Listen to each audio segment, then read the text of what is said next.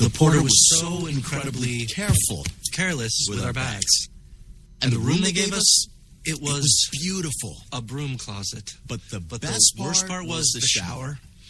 My wife drying herself with the Egyptian cotton towels. Shower curtain defined that whole vacation for her. Don't just visit New York. Visit TripAdvisor New York. With millions of reviews, a visit to TripAdvisor makes any destination better. Let's do a brand new day. Let's step away from the bland and let the color fly. Let's get to the one store with more number one choices and match this or this without using too much of this. Then, let's crack open a can and get to it. Paint? No. Let's do POW. Let's do this. More saving, more doing. That's the power of the Home Depot. Glidden Duo starts at a new lower price of $25.46 a gallon.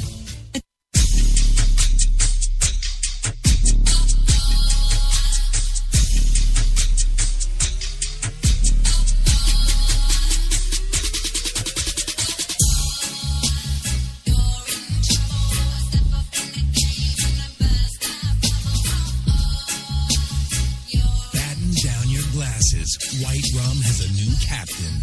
Introducing the all-new Captain Morgan White Rum. 5 times distilled for a smoother taste. You've got it locked to HTLA Radio 1, New York. Now, I remember sitting next to you on a plane. Yeah. Yes, and I was flying out to L.A. to audition for some movie that I didn't get. Which was fine. Right. Because I remember I was reading the script. Yeah, I know. And you said to me, oh, what are you reading? Yeah. And I said, oh, it's some John Travolta comedy. Yeah. Called The Experts. That's right. And it's about 2 young hip Americans who get kidnapped by Russian spies to teach them how to act like young hip Americans. And you, being a fortune teller, said, oh, that sounds like a piece of shit. Yeah, absolutely. Oh, John Travolta, you know. That's the famous story about Jerry Lee Lewis. You heard that story, haven't you? Yes. Sitting behind his desk at Paramount, talking with big executives and TV people, and all of a sudden the chick pops up underneath, wipes off her mouth, and walks out the door. Yes. And Jerry just doesn't have an eye. They were just talking about the business, Louie. That's all that was. You love to do that kind of stuff. You always did. Oh yeah, have a girl under my desk every day of the week. Yep. That's right. Wait a minute, I got lost. HTLA. Yeah. HTLA. You got it. Hell is that? Well, that's the end of your career. There it is. Well, hey, gang, welcome back to the big show, of course, your Thursday double-double. That's right, coffee and cigarettes, HTLA Radio 1, New York's best talk, 82 degrees Central Park. What the hell am I doing here? Can you give me any help for $25,000? Oh, when are you going to let it go? Yes. God. If I go a half an hour, do I get $50,000? What do you mean go half an hour? Half the time you're asleep. It's about fucking time. Move on. See, you were sleeping again. Yeah.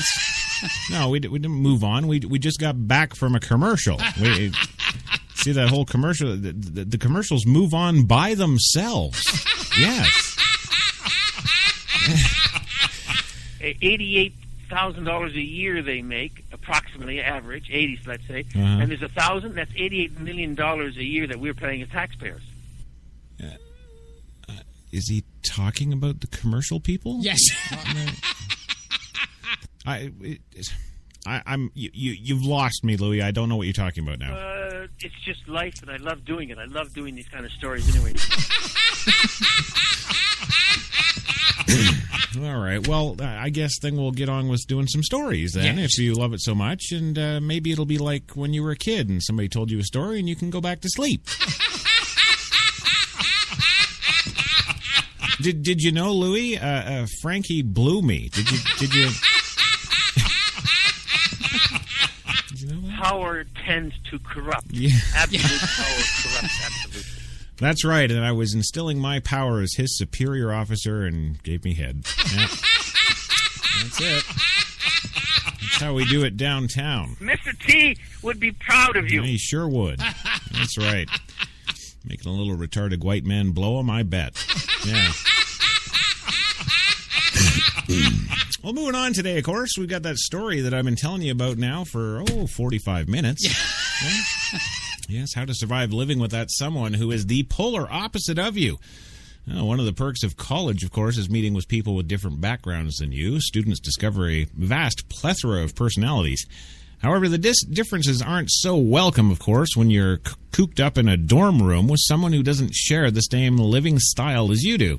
Your college roommate can be one of your best friends for life, so don't let your living differences hinder your relationship. Luckily, there are means to making the best of living with a roommate who isn't similar to you. Expect distress. That's nice. Yes, it's important to understand, of course, that your roommate will have differences. Before move-in day, try to discuss what the differences may be, and if there are any differences, identify them, and then threaten them with bodily harm if they break your rules. If you're blindsided in the beginning, your roommate relationship will suffer. It's important that you're truthful with your roommate as well. If you're a messy person, you better just come out and say it, because he will find out eventually. Well, what if it's a she? Yeah. and isn't he being sexist and gender anal or something? Well, embrace the differences. Yes. Say you're living with an athlete and you've never stepped in a court in your life, or a field, or a track. Well, don't turn your nose up at the jock side of the room, except the jock. That's right. Complaining about your different roommate will eventually make you resent him or her. Yes, some of your roommate's actions will annoy you. The sooner you accept that, the easier it will be to live with that person. The success of your year in college... Well, you guys only go to college for a year here? Wow, no wonder you're 53rd in the world. Yes. The sooner you accept that, yeah. Your year in college is greatly dependent on your living situation. Accept your roommate for who he/she is. You will want them to embrace your differences, too. Yeah, I think if I had, was hooking up with somebody in a dorm room yes. and they explained to me all these annoying differences. Yes. I think I would be like, oh, okay, well, yeah, I have a couple too. I like to, when I come in before I go to bed, I like to pull all my clothes off and squat on my bed and take a shit. So I just take a dump and then I lay in it because it's warm. Yes. And that gives me security and makes me feel like I'm still with my mommy. Right? And just see how that reacts, Yes. Yes, well, think of how the other person might see things. While this is one of the more simple conflict resolution techniques, it's sometimes easily forgotten. In some case, making friends in college is like making friends on the playground. But this time around, there is no teacher there to help you along with others, and feelings can still get hurt. If you're a social butterfly, do not think of your roommate as a stick in the mud. Try seeing things her way. Oh, see how it's gone from a him to a her? Now I'm really confused. I don't know what the hell's going on. Maybe she is at school on scholarship, so she takes her studies very seriously. Respect her choice to stay in the room more often, but do not ignore her. Invite her to grab some food with you. Don't give up on your relationship based on the fact that she isn't as social as you. Create a schedule. Yeah, that'll go over well. Creating a schedule for late nights or early mornings can benefit you greatly. If you'll be staying up late to study for a test and your roomie knows a couple of days ahead in time, in case he was planning of getting up early the next morning. See that it's a he again. God, pick a sex. God. Well, if you can sync up your schedules, you will avoid unnecessary tensions, and when you have similar schedules, it could lead to bonding over late-night study sessions or early morning coffee dates in the library. Oh, it's love. Well, another thing you can do is try things their way. Another big life lesson learned in college, you are not always right. As easy survival tip as living with the opposite roommate is to try doing things their way.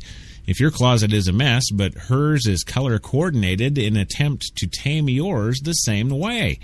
You never know what her system will cut your morning prep time in half.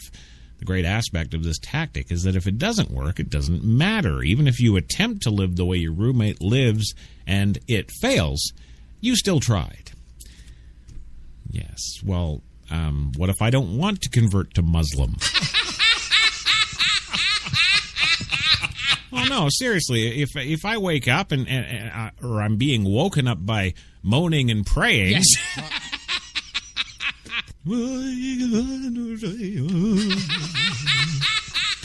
Right?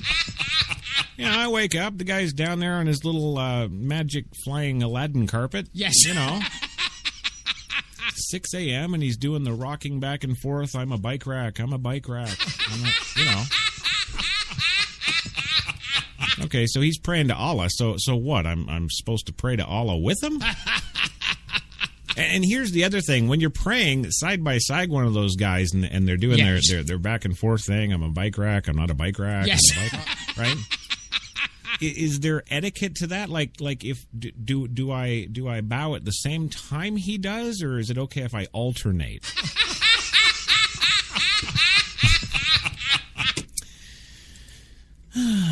Bonding over similarities.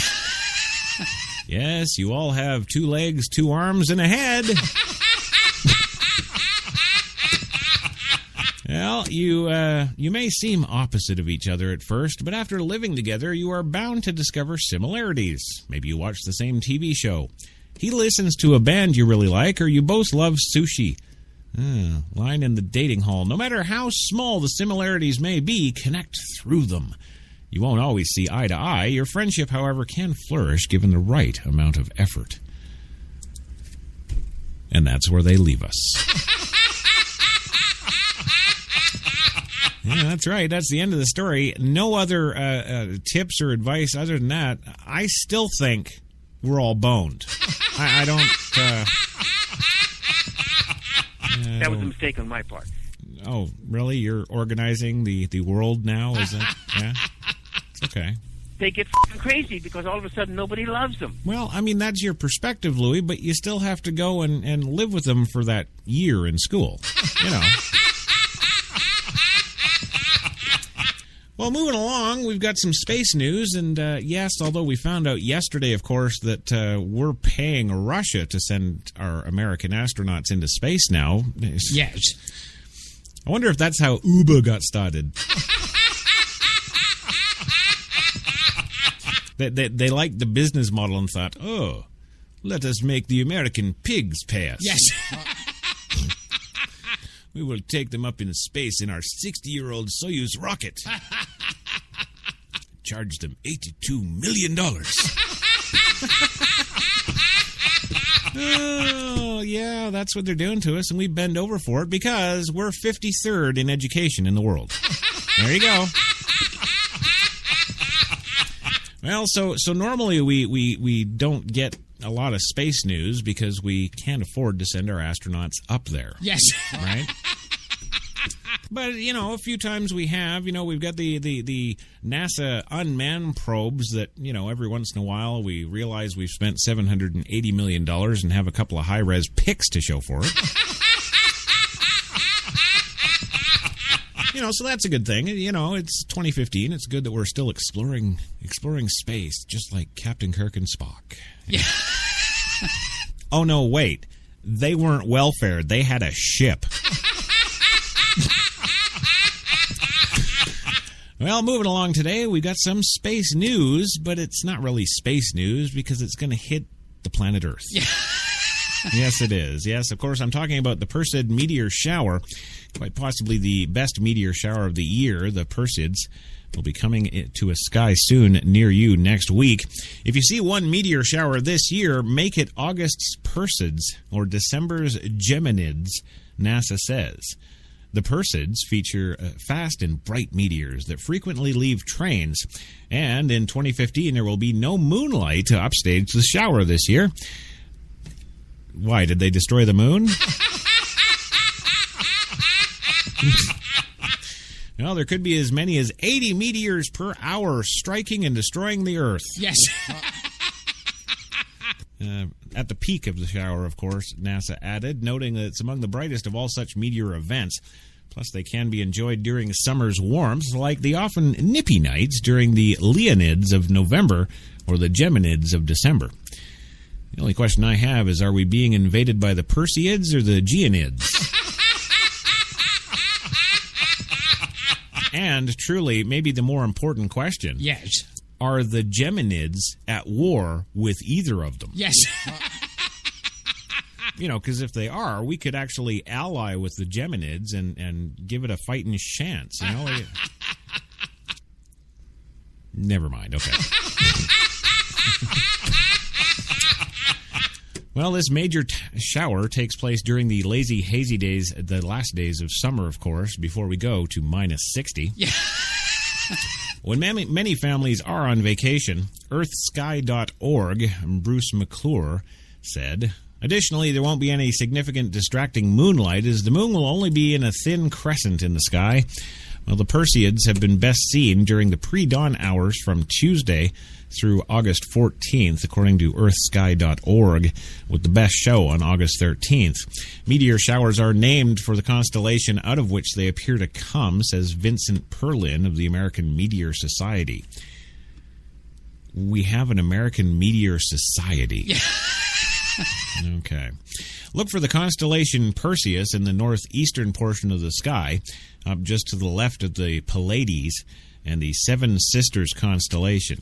Oh, yeah, the Seven Sisters constellation. I know where that is. You know what? Don't they realize that, you know, aside from the little space nerds, yes, nobody else really delves into looking in the heavens? No? Yeah, I can just see them down in Louisiana. Oh, yeah, it's up by the Seven Sisters. Right over there, boy. Yes. Well, apparently, according to them, no special equipment is needed to enjoy the nighttime spectacle, just a dark sky and some patience. However, if they land and start killing everybody, you will need plasma assault rifles. Remember, your eyes can take as long as 20 minutes to truly adapt to the darkness of night, McClure said, so don't rush the process. The meteors are actually tiny dust particles from a tail of a comet, Swift-Tuttle, as it orbits around the sun. The particles may be no bigger than a grain of sand or a pea, and then disintegrate high up in the atmosphere after making a brilliant flash of light, the American Meteor Society says. As always, send your photos of the meteor shower to Your Take, George Takei. What, he's so busy banging Brad he can't look at the sky? Oh, my.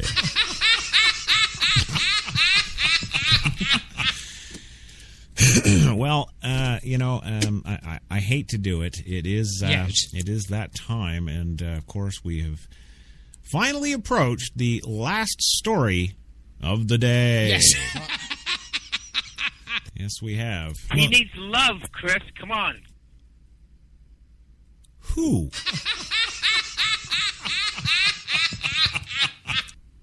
Who the hell needs love? What do you... Did you just woke up again?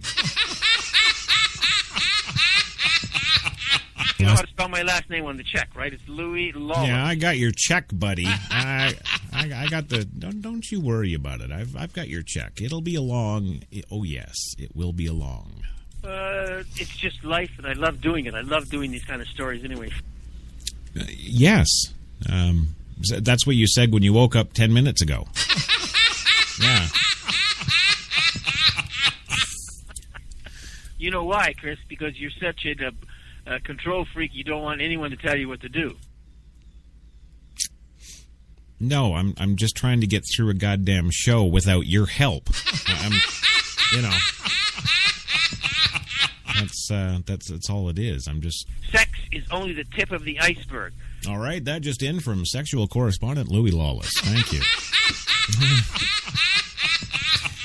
All right, well, we have actually achieved orbit around the final story of the day. Yes. Mr. Wolf, open a channel.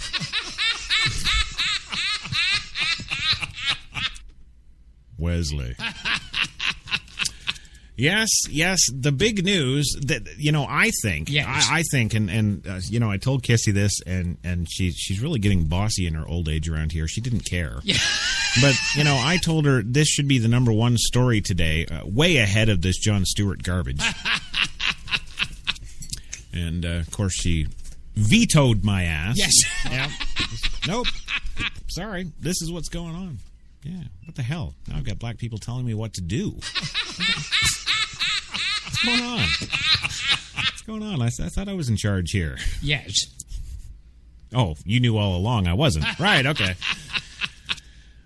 But, of course, this story was put to the very end of the show, but I am very, very, very thankful, ladies and gentlemen, that you've all stuck around for the full hour and a half today and caught this, because this is, I think, one of the most important stories of all time, aside from the bubonic plague story. Yeah. This is one of the big ones, and I'm very pleased to finally be able to bring it to you. Yes. And seriously, I think we have these podcast shows. They're recorded on the internet and left there for later download. Yes. This next story, of course, you're going to want to download to your device and make sure you get it out to all your family and friends, because it's so damned important, of course. And yes, that is the report today, that Jennifer Aniston is now married. That's right. It's official today. The one, the only Jennifer Aniston is married. Yes, it's wedding bells for Jennifer Aniston and Justin Theroux. Yes. Damn, I thought it was a Timberlaken. Oh, yeah, it's a Timberlaken. That's right. According to People magazine and Us Weekly, the highly credible sources second to only TMZ, the Hollywood couple today pulled off the near impossible, marrying in a private ceremony at their home. Oh, no, they didn't do it today. They did it Wednesday night. Well, TMZ managed to get a few scant shots showing outdoor table settings, a dance floor, and a cake at the couple's $21 million Bel Air mansion. Their cake, by the way, looked pretty cute, topped with a Muppet-like version of the actors. According to Us Magazine, celeb guests included Lisa Kudrow, Howard Stern, Sia, Chelsea Handler, Jennifer Meyer, Emily Blunt, John Karansky, Ellen DeGeneres, Lake Bell, Scott Campbell, and Terry Richardson.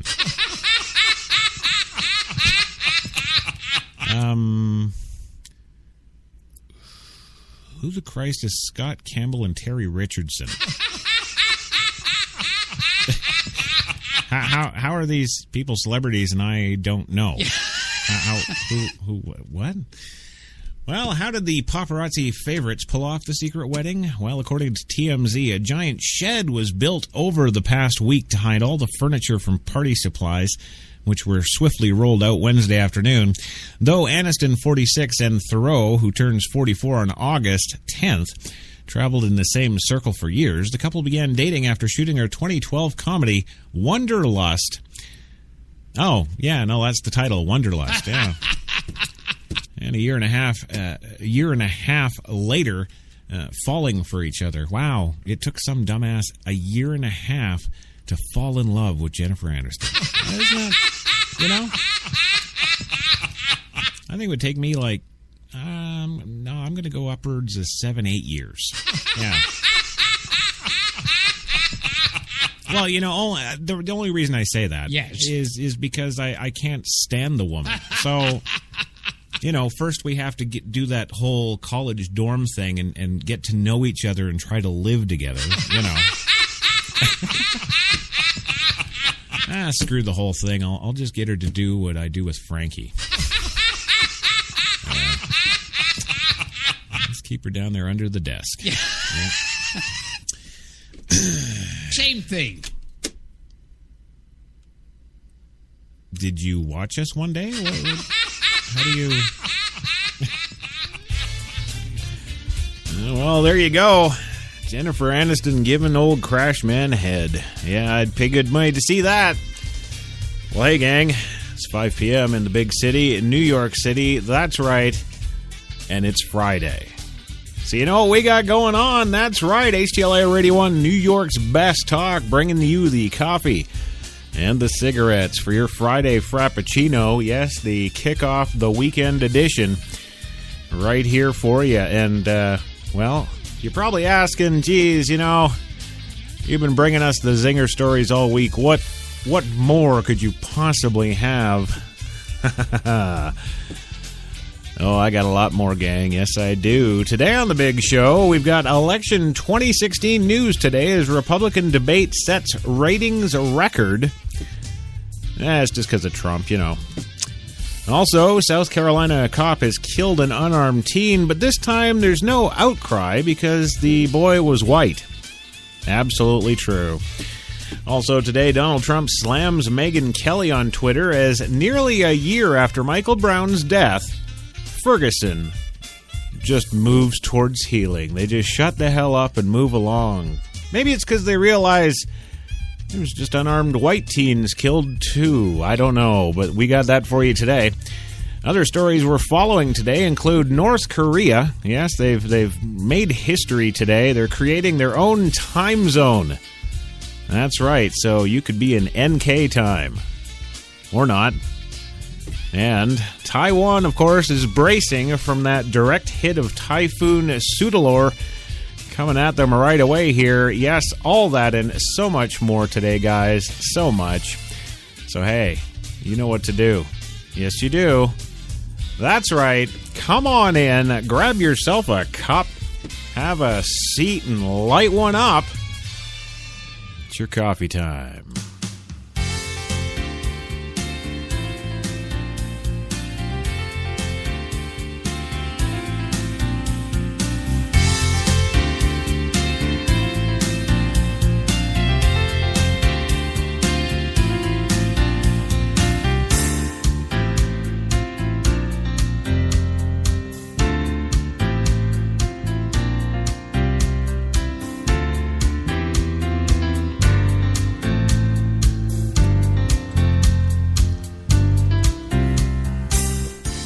That's right. It's your Friday Frappuccino today. Yes, 5:03 in the p.m. in New York City right now.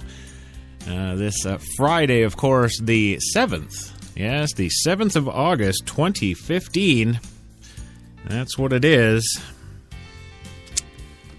Yeah. Oh, what's the temperature like? Well, hey, it's 84 degrees in Central Park right now under absolutely clear, beautiful, sunny skies. And if you're not out there, well, then you're not out there. You're in here, wherever in here may be to you. And that's right. Of course, pushing the buttons for us today, making the show go as she always does now for her second week is the one, the only Kissy Springer.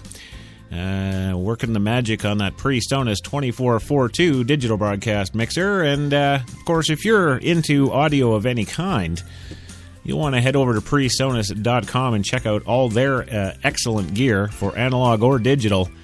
There's really only one, just like HTLA, yes, but it's PreSonus.com.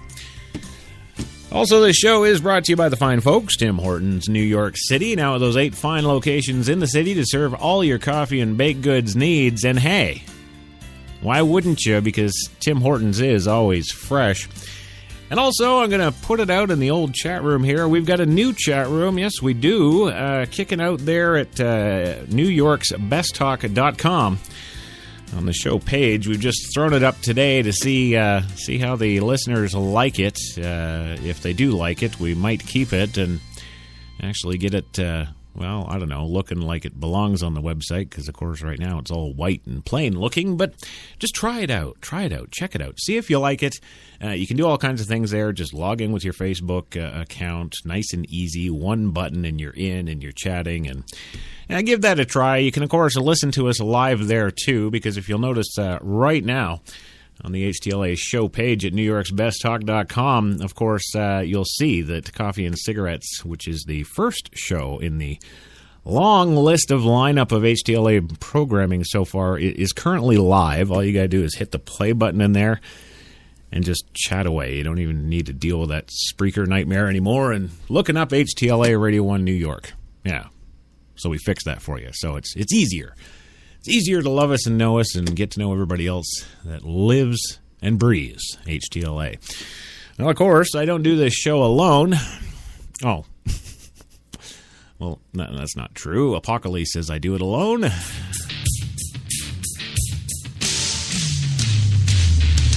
Hey, what's up out there? This is Apocalypse. I want to recommend HTLA Radio 1 New York. It produces such great shows like Coffee and Cigarettes or Crash Talk.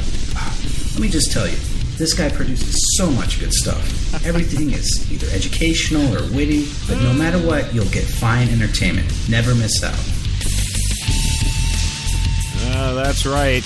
That's right. Not only is it this guy you're listening to, but, well, apparently the shows are educational, too. Yes, I almost forgot. We do have to introduce our guest/co-host today on the big show. Of course, coming to us first live from the beautiful Mill Bay Film and Television Studios in Mill Bay, British Columbia, Canada, is, of course, the one, the only Academy Award-nominated director up the butt, but never won. Yes, the one, the only Louis Lawless. Are you there, sir? Wait a minute, I got lost. HTLA. Oh, HTLA. Yeah. What the hell is that? No. You just log in with your Facebook account. It's one button. It's easy now. Oh, can we cuss? Can I cuss as I always do on the show?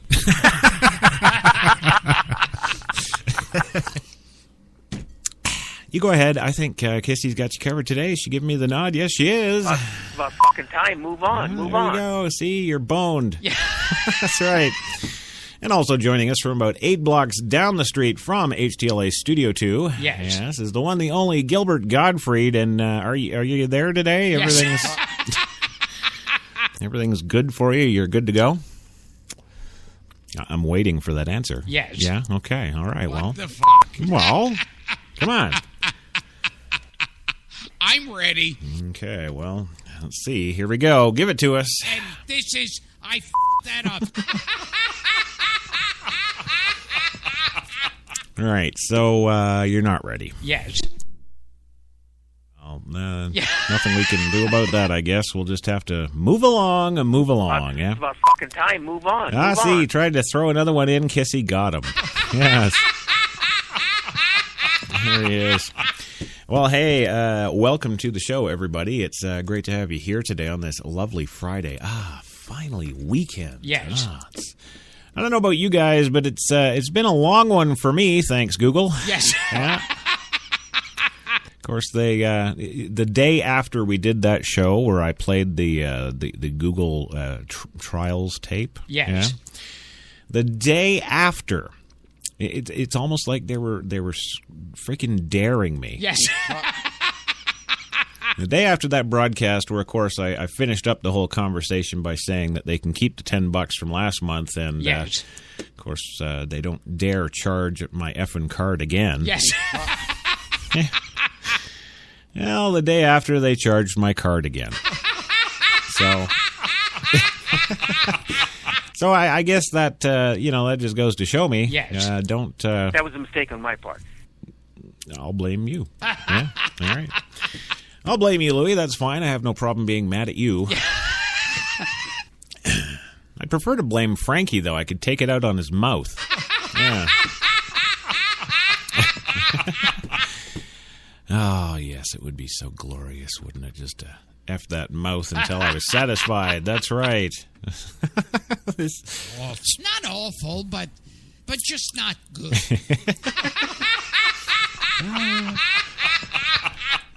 Well, you know, we've got a lot of stuff to cover today on the show. Of course, no end of wonderful stories to bring to the listening audience today. Yeah. Oh, no, I'm serious. We got some good stuff, but I don't know. You know, I don't know. There's some potential, I don't know, what do we call them? Powder kegs? Yes. Yes, Crash might lose his shit today. Yes. But I guess we'll just have to go through and see how we do. Yes. And Louie, are you ready to go? I lived in Greenwich Village for a while when I first started out as an actor. All righty, sounds ready to me. Yep. And I know, of course, I don't even have to ask. The one, the only Gilbert Gottfried is most certainly ready. Yes. Yeah. And I'm pretty sure the folks out there in listener land are ready too. And if not, well, hold on to your butts. It's coming. Yep.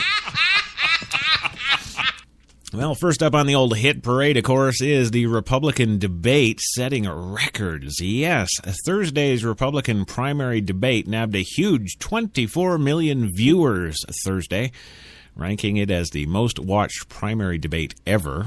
Fox News Channel's biggest telecast in the top-rated non-sports program of all cable, according to Nielsen. The 2-hour debate, featuring 10 candidates and moderated by Brett Baer, Megyn Kelly, and Chris Wallace, was held in Cleveland, the site of next year's Republican convention. Why the hell they do it in Cleveland? Well, and an undercard debate featuring lower polling candidates, which aired at 5 p.m. Eastern, averaged 6.1 million. The main debate, however, featuring a defensive but outspoken Donald Trump leading the polls, was also hit on Twitter, where 3.3 million tweets were sent, and FoxNews.com reported 8 million video streams. Fox News' previous high of 11.8 million was set for the 2012 election coverage, but was vastly blown away, of course, by the Trump man today. So there we go. It's good to see that he's really he's really stirring everybody up, and that's something. Yes. That's something I think that needs to happen, and I think people need to wake the hell up. Like Louie needs to wake the hell up. He needs love, Chris. Come on. Yeah, I know. You got to dispense more love from yourself. All these people are hurting here. I got some love, but I'm saving it for Frankie's mouth. Yeah. Well, Donald Trump also ended up slamming Megyn Kelly on Twitter, of course. Yes. Yes. Yes, I guess he just didn't, I don't know, what's the correct term? He didn't like her style. Yeah. Well, just hours after that GOP debate, Donald Trump did what he does best, of course, which is wage war on Twitter. Wow, Donald Trump, the Twitter warrior. I think it should be short and sweet. Well, they only let you have 140 characters, Louie. So, pretty much anything you do on Twitter has got to be short or... Yeah. Well, no, I guess in this case it would be short and tweet.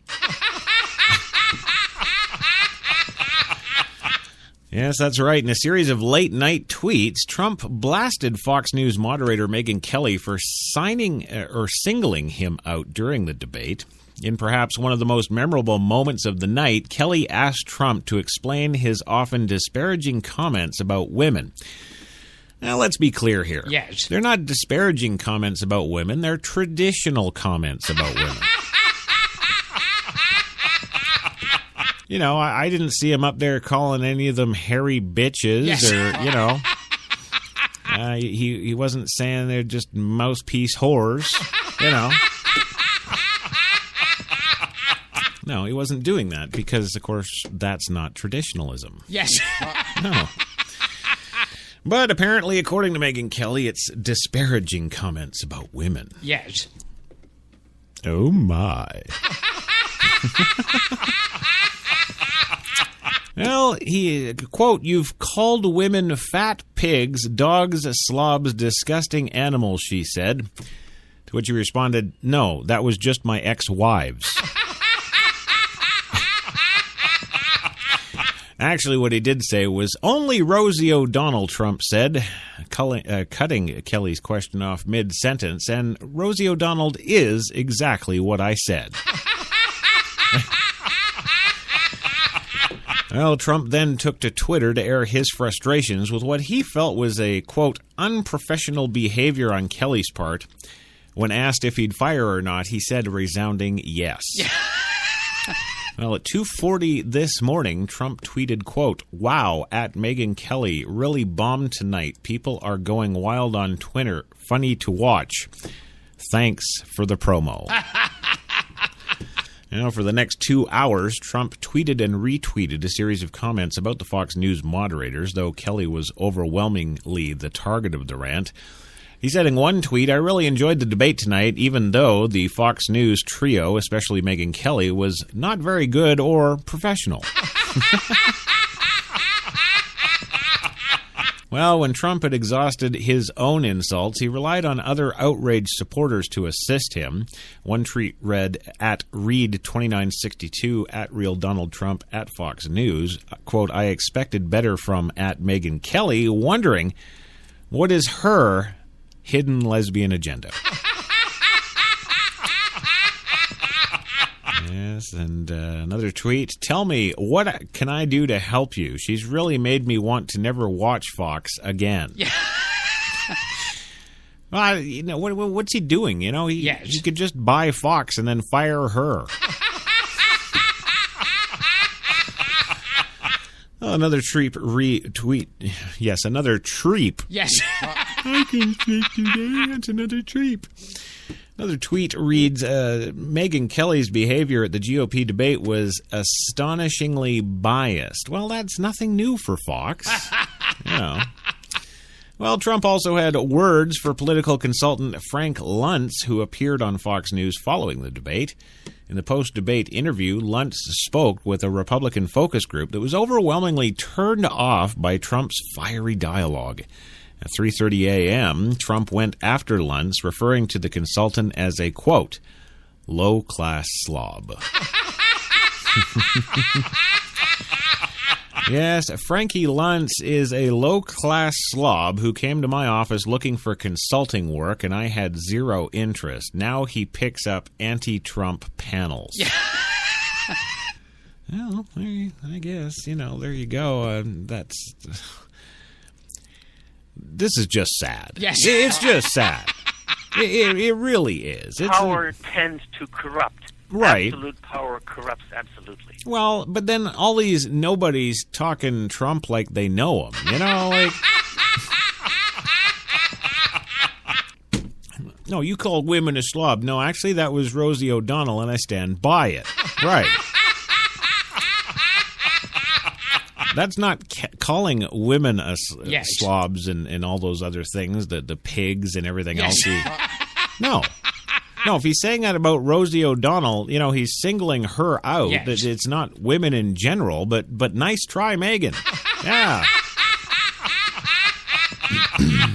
Well, Frank Luntz, Trump says, I won every poll of the debate tonight by massive margins at Drudge Report and at Time. So where did you find that dumb panel anyway? Well, Megyn Kelly, who was once a corporate lawyer and is currently a host of Fox's The Kelly File, yes, has yet to respond to Trump's triad because she knows she can't, because 758 bigger lawyers than her will come tumbling down. That's right. So there you go. That's the big debate news, of course, out of the world news today. And it's funny. Not one single other candidate was even mentioned. Absolutely not even so much as frickin' what's his name, Luke Skywalker. Yes. He showed up wearing a gold tie. my film Unrepented did very well in Europe. Well, interesting that you should bring that up right now, Louis, because your film Unrepentant there, I guess, is about as popular as all the other candidates combined. He needs love, Chris. Come on. I don't know who you're talking about. Go back to sleep. I don't know. Well, we are going to go for our first 2-minute commercial break, of course. Yes. And when we come back, we're going to tell you about that South Carolina cop who killed an unarmed white teen. And there's absolutely no outcry whatsoever. Yeah. No, absolutely true story. We'll be back in 2 to tell it to you. You've got it locked to HTLA Radio 1, New York.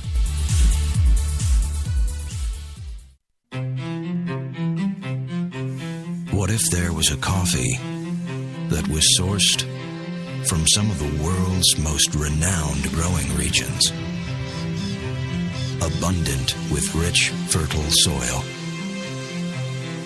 What if this coffee was picked at the perfect moment, then packed meticulously and shipped carefully to be roasted under the watchful eye of coffee masters?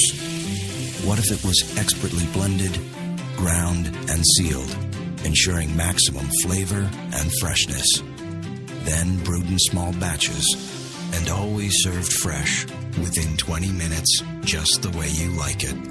Now, what if this coffee just happened to be the coffee you already know and love? Tim Hortons, always fresh, always great tasting coffee. Automatic freshness, softness, and static control has never been easier with the Bounce Dryer Bar. I just stick it to the inside of my dryer, and I never have to remember. Old Spice Body Spray makes you smell like power! It's so powerful it sells itself in other people's commercials. You smell like outdoor freshness. You smell like power. Yeah, I do.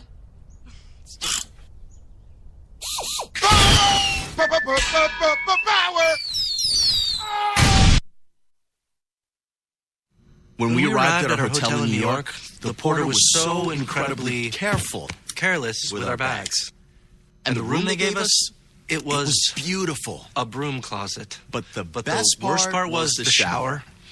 My wife drying herself with the Egyptian cotton towels. Shower curtain defined that whole vacation for her.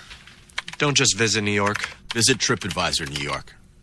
With millions of reviews, a visit to TripAdvisor makes any destination better.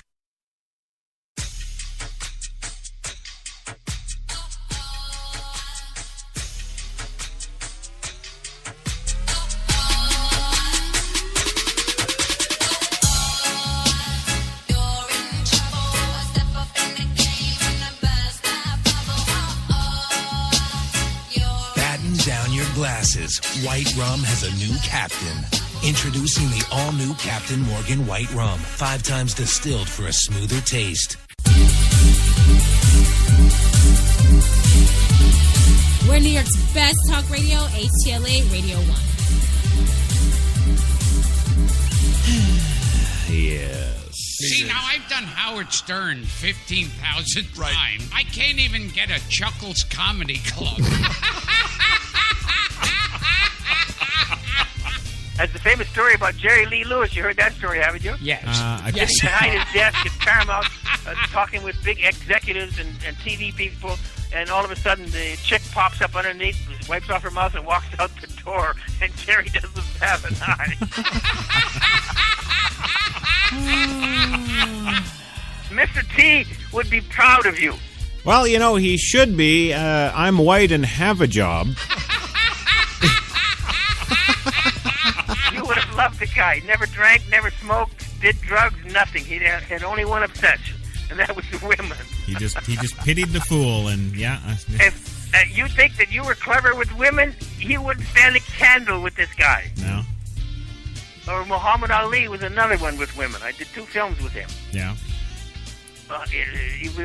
We were doing a big boxing movie with 200 or 300 people in the stand, and he walked in and decided he stood his macho honcho, and those were all the Muslims in those days. They had those little thin ties and suits. Yeah. And he would point at the females. And he went and got him and gave him a note, and every 20 or 30 minutes they would go into his dressing room. But they were only talking about negotiations, I'm sure, right? Oh, yeah, it's all about the business, yeah. It's all about the business, yes. Well, it is all about the business. That's right. You got her tuned to HTLA Radio 1, New York's best talk. Your coffee and cigarettes this afternoon. Yes, for a Friday Frappuccino course for August 7th, 2015. 83 degrees Central Park right now under sunny skies. I'm getting the hell out there. Screw you, I'm out of here. Yeah. Gotta go find me a replacement for Jenny. Yes. Yes. Yeah, it just dawned on me earlier today. Yes. You know, I'm sitting here thinking, Jesus, you know, what? We're going to get past this first commercial break. We're going to come back. Yes. We're going to do Brock and the NAACP thing. Yeah. And then, of course, what's left? What's next? Well, of course, it's that retarded idiot. Retarded idiot. Yes, of course, yes. You all know the evil one of whom shall not be named. Yes. Yes. Until I have to introduce his ass and take the headphones off for 5 minutes. Yeah. But, I'm sitting there this morning, and I'm like, yes. Geez, what can I do? What can I do? He's got some sort of ironclad contract. I can't get him fired. Yes. I can't get him fired. So what do I do? I think I've been thinking about it all wrong. Yes. Yeah. I think I've been thinking, I'll just get somebody who's better at the weather and bring them in and just wow the HTLA executives and that'll just win them over and he'll be gone. But no, of course not. No.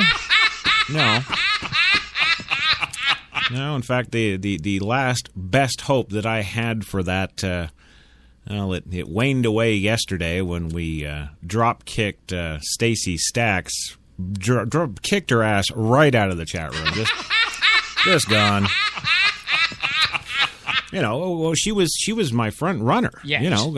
Huge, I don't know, double D's, double E's. Yes. Beautiful, big, perky things, and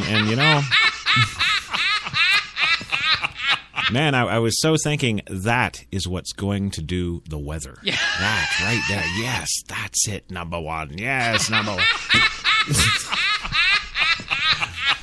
And then, much like Picard's anomaly, she was just gone like that. Kissy kicked her the hell out of the chat room for swearing at one of our regulars. Yeah, drop-kicked the old hammer on that and squished those white bags of saline. Yes, they did. But you know what? That's okay. Yes. Because this morning I'm sitting here thinking, geez, maybe I'm going about this the wrong way. Yes.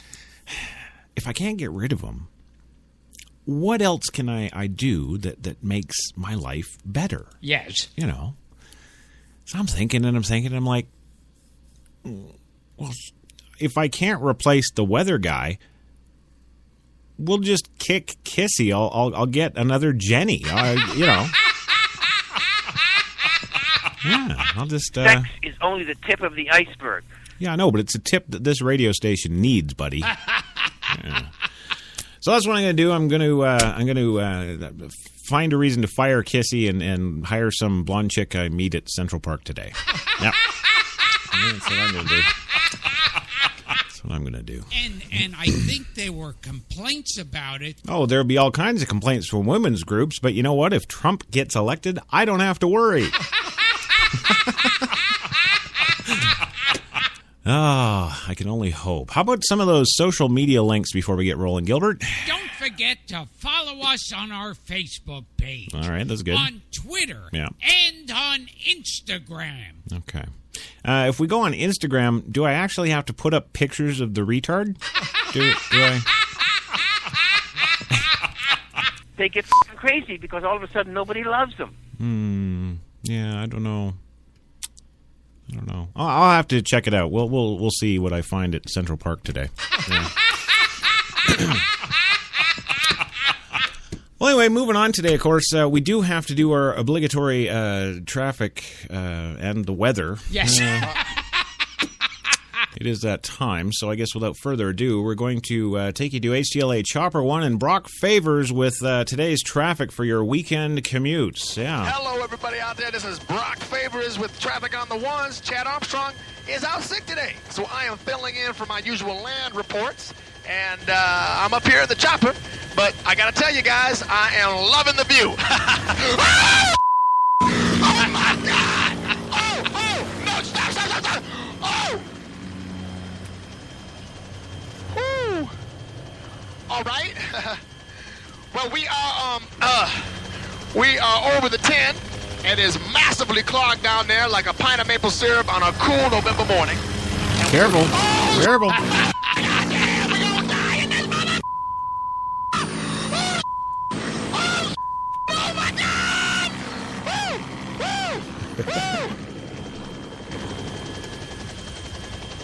Woo! Okay. Okay, I am very sorry, folks. It's a little bit of a bumpy ride up here.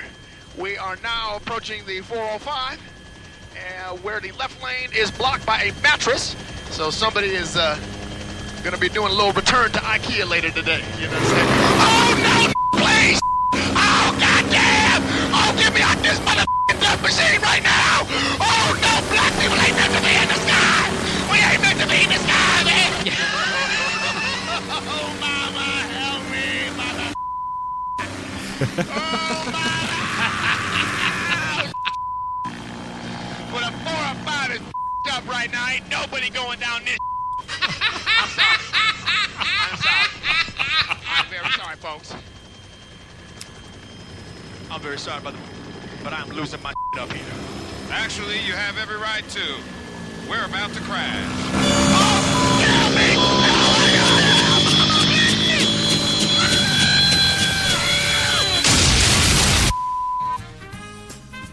Oh, my.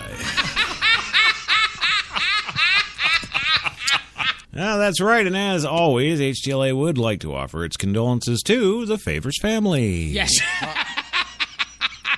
Yes, thank you, Brock. That was great. Where is the 405 anyway? I don't... I'm sitting here thinking, wait a minute, wait a second. What's going on here? Where the hell is the 405? Yes. No. Are they even flying in the right state? I don't know. For all I know, it's some Mexican highway. I don't know. 405. Interesting. Well, moving on today, of course. Oh, shit. Yes. Right. I'm looking at my screen, and yes. I've got the next story up. It's all queued up, ready to go. I'm like, getting all excited. Get this crap out of the way. We can actually get on with the story, and it's done. I don't have to worry about it. But no, of course not. No, thanks, HTLA CEO Kate Taylor. Yes. He called me, and he called me, and he kept calling me, and I wouldn't answer the phone. Well, why don't you go complain to HTLA CEO there, because I didn't hire him, okay?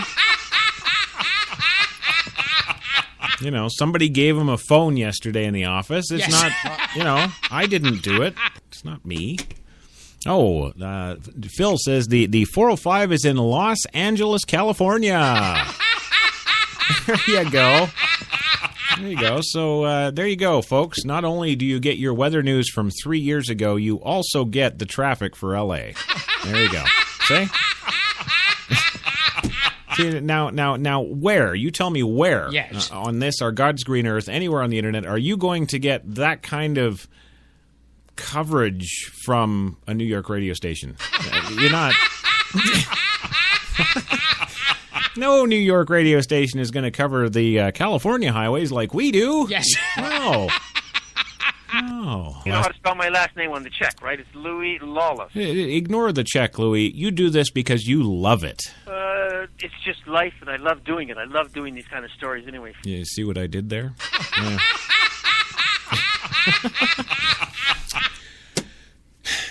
Okay, I got to do it. Yeah. All right, well, without further ado, let's just do this and get the hell on with our weekend.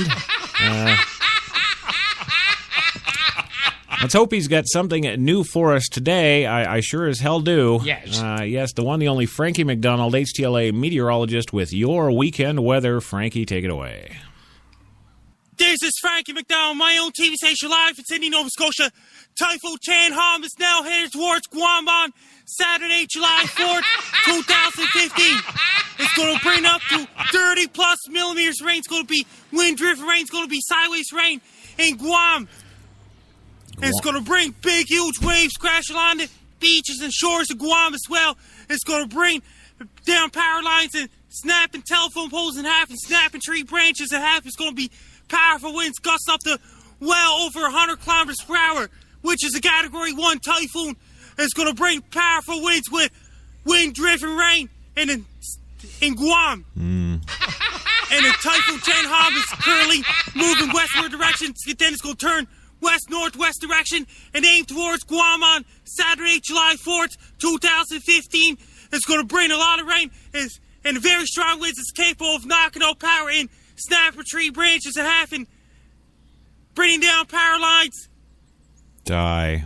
And snapping telephone poles in half in Guam. People in Guam, be prepared. Have your rubber boots ready for raincoats, ready for raincoats, ready. During the Typhoon Chanham,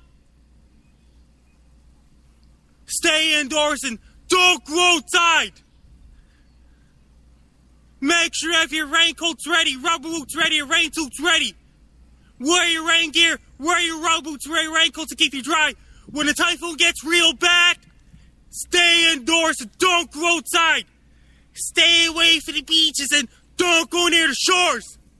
Because the Typhoon Chanham is going to be real bad in Guam on Saturday, July 4th, 2015.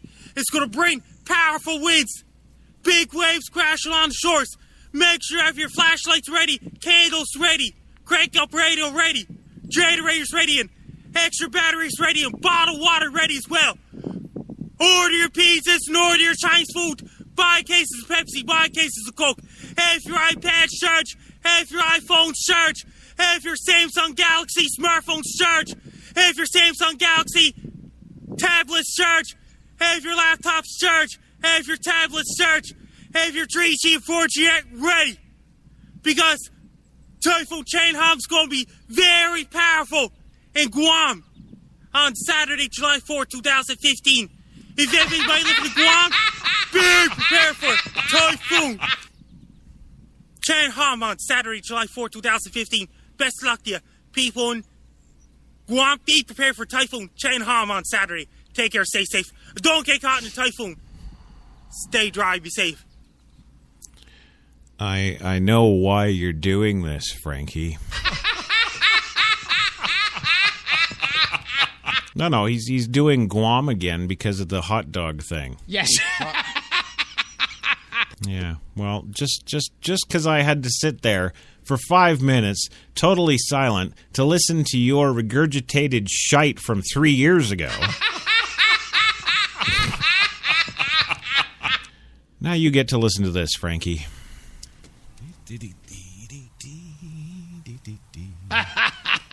Oh, there you are. Hey, how's it going, everybody? Good morning, Frankie. Okay, guys, I'm going to do a video about the guy eating 50 hot dogs at once. Really? You going to do videos in HTLA here eating hot dog? Here, no, I got a much better idea for you. I got a hot dog right here. Hang on.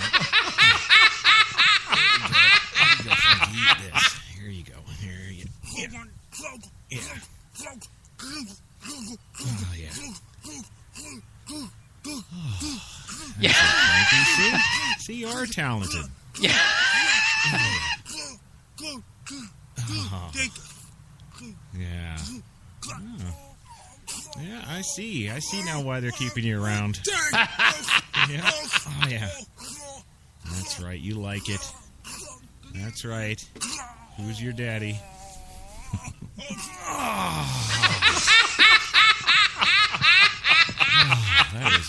That was good, Frankie. Thank you. Wow. I can't take it anymore. Oh, well, you just did. Yeah. Thank you. That's what I'm talking about. It's going to be a great day. Oh, yeah. I can't get up anymore. That's okay. You don't need to. Just lay back. Thanks for watching. Oh, hey. That's the least they could do. There you go, Frankie. So next Friday, yes. Yeah, you go ahead and do Guam again, prick.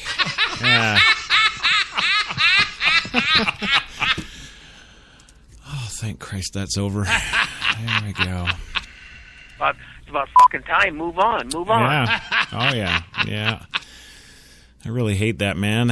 He needs love, Chris. Come on. Well, I know. You gotta dispense more love from yourself. All these people are hurting here. You just heard me dump it all over his face. What do you...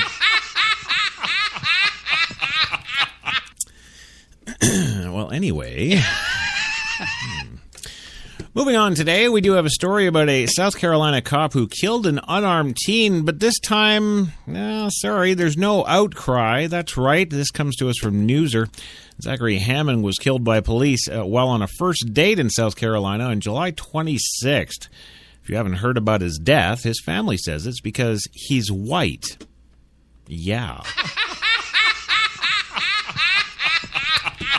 Well, their lawyer, Eric Bland, says the unarmed 19-year-old was driving in a Hardee's parking lot with his date, Tori Morton, when he was confronted by two officers who had set up a drug buy with Morton, reports the LA Times and Washington Post. Bland says as Hammond showed his car and reached downward towards the car's gear shift, someone shouted that he had a gun.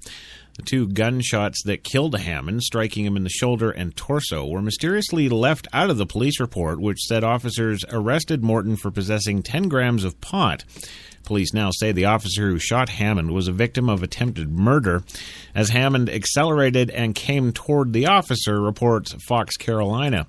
The results of a private autopsy requested by Hammond's family, however, state that he was shot in the left rear shoulder and through the back of his chest, Bland says, meaning the bullets came from behind or through an open driver's side window.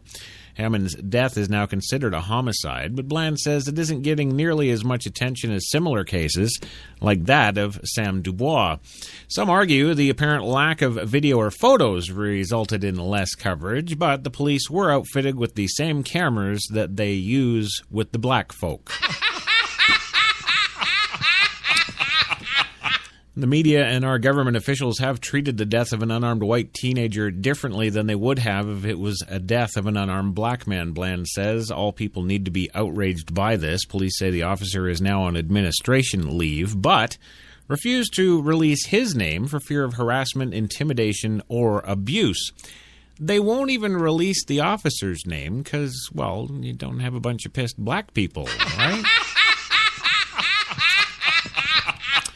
And this story is kind of important, folks. Yes. This one is, for the last year and a half, of course, we just bring you one after the other. Yes. Unarmed black teen killed. Unarmed black teen killed. Yes. Over and over and over again. All the time that's been going on, I've been saying that, well, unarmed white teens are getting killed just the same. Yes. Right, so sit the F down and quit rioting, Right, but do they? No. No, because, nigger needs to make a life on eBay. Oh, my God, he's becoming black. I like it. Do a little rap here, too. Well, the whole thing really pisses me off, of course, yes. And it's nice to see at least one time that this story of an unarmed white teen being shot by police and killed is being, well, at least put out there somewhere. And, well, you can always count on it here. Yes. Yes. Well, of course, when we have the stories, when we don't, of course, we can't bring you anything. We just know what's going on, and we just sit here and tell you we know what's going on, but then we can't tell you anything specific.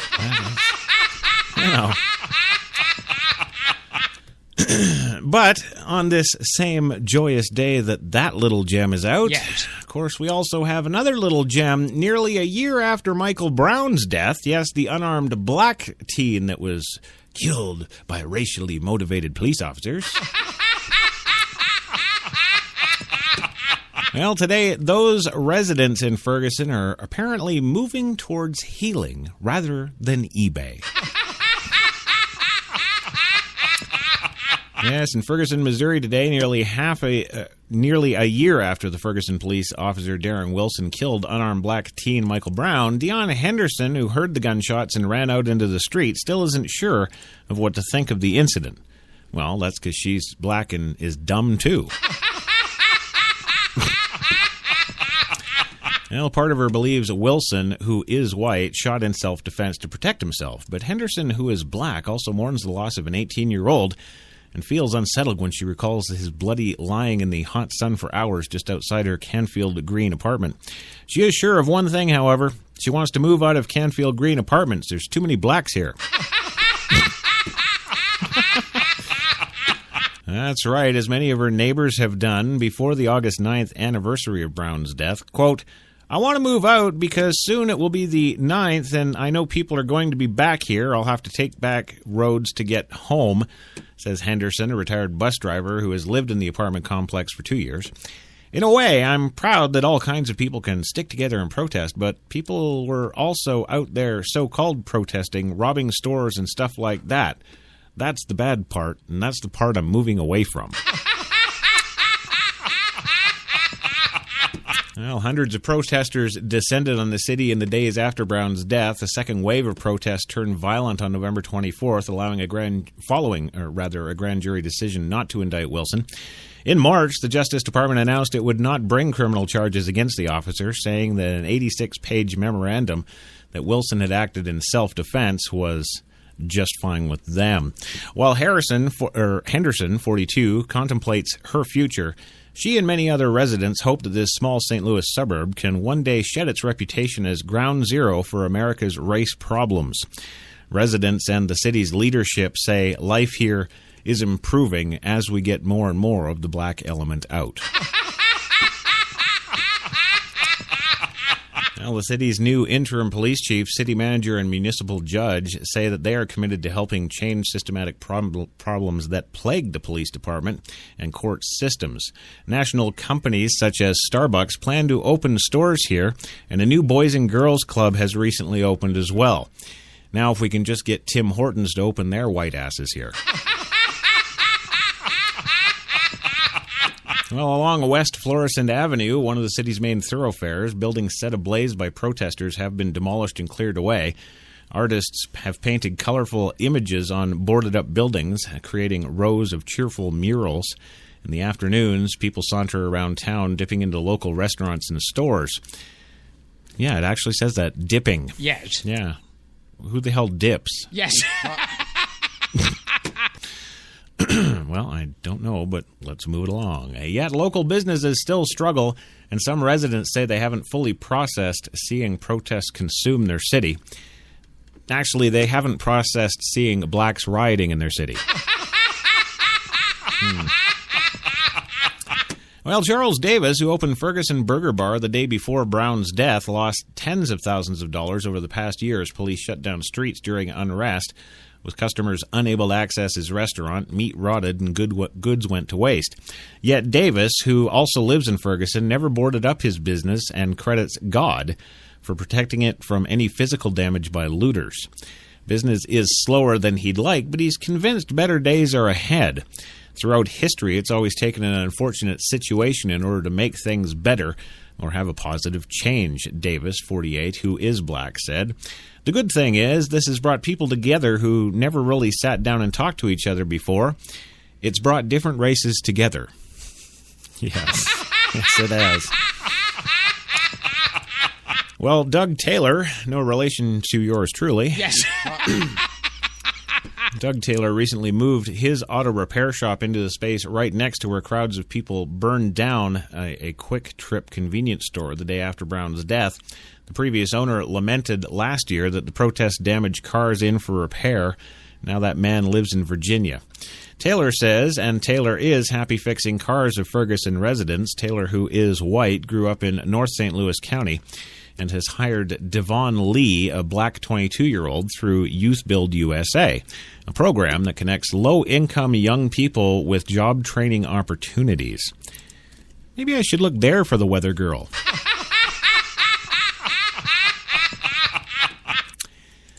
Oh, this just in. Sharon Chesley has to go.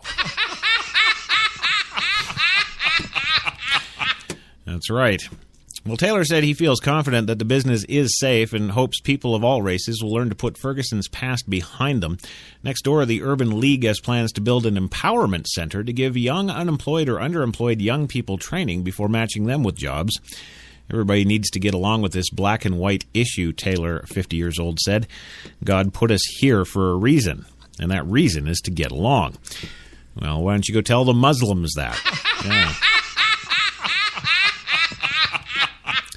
Well, Lee, who had been arrested for stealing cars, agrees. He appreciates Taylor giving him a chance and hopes to turn his life around. I really want to own my own shop in Ferguson, he says. I can see what this can do for the community and the state that we're in now. The protests prompted political change in a city where 67% of the 21,000 residents are black. The majority of its political leaders at the time of the shooting were white. Ferguson's police chief, city manager, and judge at the time of the shooting, who were all white, were reassigned after the Justice Department issued a critical report and found the Ferguson Police Department engaged in a broad pattern of racially biased enforcement. The city hired interim city manager Ed Beasley on June 9th, and interim police chief Andre Anderson began work July 22nd. Both of those men are black, so I guess that fixes it. Well, in April, Ferguson residents elected 2 black city council members, putting blacks in control of half the city council for the first time in Ferguson's history. The election marked increased civic activism, with 29% of eligible voters casting more than 3,700 ballots, more than double the 12% of eligible voters who came out for last April's mayoral election. Wesley Bell, one of the newly elected black city council members, says Ferguson has an opportunity to implement broad, sustainable changes that can have people or have positive ripple effects around the world. Ferguson, you're not that important. Yes, I'm sure whatever NAACP initiative you're going to launch in Ferguson, I'm absolutely positive and certain that is going to make change in Syria and Turkey. Yes. Yes. Absolutely. You keep on keeping on.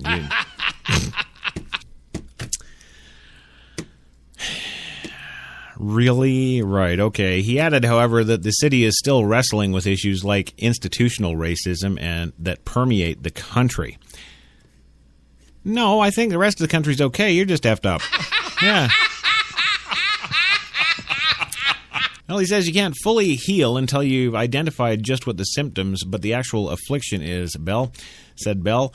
There are issues that predated Ferguson. There are issues that have affected us nationally, regionally. Those issues have to be addressed before we can say that we're fully healed. Ferguson's mayor, James Knowles III, points to federal programs such as the controversial No Child Left Behind law, taking aim at making every child in the state proficient in math and reading. Yes, let's get rid of that. Which Knowles says impacts schools in a way that local leaders don't have control over. Okay. The lack of jobs across the country as things that affect Ferguson are outside of its leaders' hands, of course. Knowles said he will embark on a listening tour to learn about residents' concerns after a recent petition fell 27 signatures short of forcing a recall election. The best change from the past year's unrest, he said, was an increase in political engagement by residents. My hopes for Ferguson this coming year are that residents who have begun to have their voices heard over the past year will stay engaged, will become part of that process, and will help bring this community closer together. In other aspects, the city has been slower to change. 5 months after the Justice Department's critical report, federal authorities and the city's attorney remain locked in negotiations on how to move forward.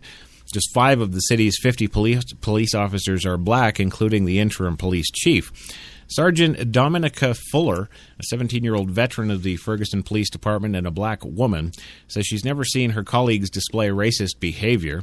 She declined to talk about Wilson, but said she looks forward to more community policing so that officers can get to know the people they serve. She also welcomed the chance to use the city's new international status for good. In the beginning, you didn't know anything about Ferguson, she says. You didn't even know where we were in our city or our county of St. Louis, Missouri, she said. Ferguson has an opportunity to shine and take something that was dealt to us and turn it into a positive.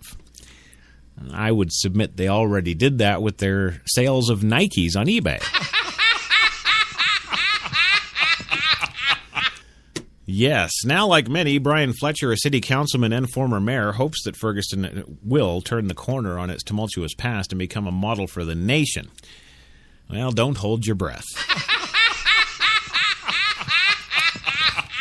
He says if you look at Wikipedia and look up the history of Ferguson, it's primarily about Michael Brown, even though our city is 120 years old, Fletcher said. I hope in a few years they will be talking about how we rebounded both economically and how we've come together as a community to work together for the betterment of all people. Yeah. Well, yeah, there you go. That's your Ferguson update. I should have done that one first, and then the story about the white unarmed teen. Yes. Yeah. Yeah, it was kind of like the reverse punchline, you know? He needs love, Chris. Come on.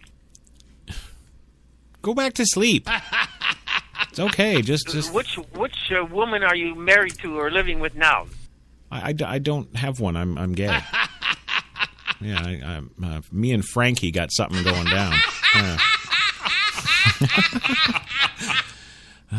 They get crazy because all of a sudden nobody loves them. Well, that's what he thought until, our interlude yesterday morning. Yeah. And now he knows that at least part of me loves him.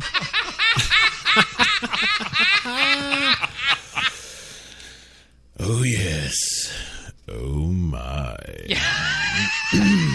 Break for a commercial. About 4 minutes early, Gilbert. Yeah, about 4 minutes. But that's okay. We do have some breaking news. There's a new lawsuit out now with that Bobby Christina thing. She apparently died after Nick Gordon's toxic cocktail. It's the official word on the street. Of course, Kissy has given me that headline. Yes. And absolutely no way to retrieve the story. So there we go. I don't know. Do you want to hear the hot dog thing again?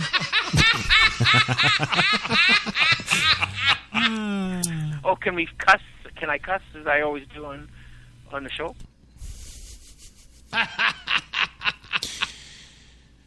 All right, you're awake now, right? It's about fucking time. Move on. Yeah, wow. You're just out there today. You love to do that kind of stuff. You always did. Well, I didn't do anything. You're the one who opened your mouth. Oh, no, never mind. Not going to say anything. No. I'm going to leave that one alone, I think. Yes. It's a Friday, and I'd like to have a job on Monday. Yes. Well, we are going to go for that second, third, 19th commercial break. No. Oh, see, I'm so lost in all this crap. When we came back and did the weather and the traffic copter and everything else, and I've done my stories now, we're actually almost 18 minutes late for the second commercial. There we go. There we go. All right, so we're going to go for that 18-minute late second commercial. And when we come back, we're going to tell you all about North Korea and their new time zone because they're special and important. Back in 2. We're New York's best talk radio, HTLA Radio 1.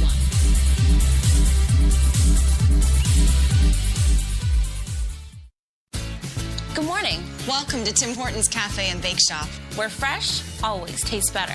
What can I make you this morning? How about our new flatbread breakfast paninis? Made fresh, just for you, with your favorite breakfast ingredients on maple or multigrain flatbread, then grilled to hot, melted perfection. Just $2.99. Who couldn't warm up to that? Tim Hortons Cafe and Bake Shop, where quality really does meet value. When we arrived at our hotel in New York, the porter was so incredibly careless with our bags. And the room they gave us, it was beautiful. A broom closet. But the worst part was the shower. My wife drying herself with the Egyptian cotton towels. Shower curtain defined that whole vacation for her. Don't just visit New York. Visit TripAdvisor New York. With millions of reviews, a visit to TripAdvisor makes any destination better. Let's do a brand new day. Let's step away from the bland and let the color fly. Let's get to the one store with more number one choices and match this or this without using too much of this. Then, let's crack open a can and get to it. Paint? No. Let's do POW. Let's do this. More saving, more doing. That's the power of the Home Depot. Glidden Duo starts at a new lower price of $25.46 a gallon.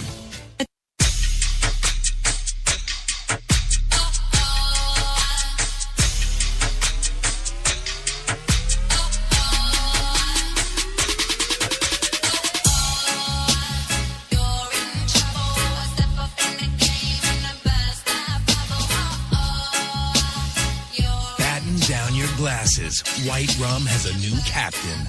Introducing the all-new Captain Morgan White Rum. 5 times distilled for a smoother taste. You've got it locked to HTLA Radio 1, New York. I'm here with my co-host. He is a writer, producer, director, and comedian who is responsible for some of the most successful and profitable movies of the last 15 years. He's also produced television. I'm running out of room on this card already. Yeah, I what are you... Dude, I don't even know what the hell you're talking about. What is that? How many different families do you have? I'm not going to answer that all at once. Let's do some Seinfeld, Gilbert. Hey, can I see your dick? Gotta love it, baby. You being Catholic, you realize that you can have birth control. You realize that? Yeah, Louie, I've got nothing right now, and Frankie's mouth doesn't need no birth controlling. No, just doesn't. Oh, can we cuss? Can I cuss as I always do on the show?